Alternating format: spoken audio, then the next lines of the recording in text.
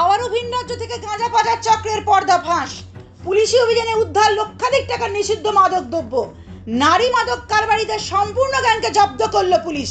গ্রেপ্তার হলো তাদের দলের একমাত্র পুরুষ সঙ্গীটিও। প্রত্যেকের পিঠের ব্যাগ ভর্তি ভর্তি গাঁজা।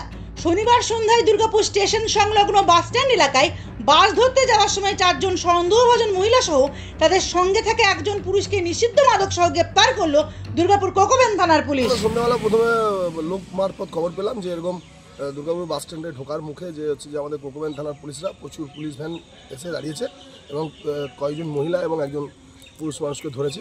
পরে আমরা জানতে পারলাম যে এরকম ব্যাগের মধ্যে হয়তো গাঁজা ফাঁজা কিছু একটা আছে।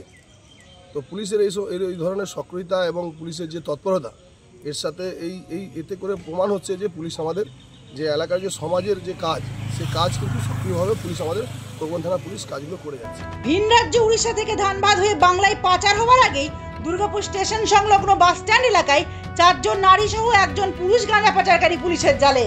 ধৃত গাঁজা পাচারকারীরা হলেন আনন্দ চ্যাটার্জি, দেবী দাস, সনকা দাস, উষা মণ্ডল ও বিনতি ঘোষ।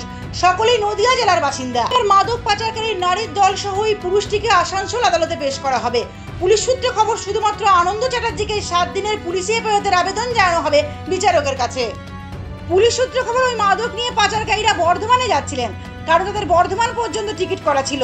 কিন্তু কী কারণে তারা দুর্গাপুর স্টেশনে নামেন এবং বাস ধরতে যান, সেই ব্যাপারটিও তদন্ত করছে পুলিশ।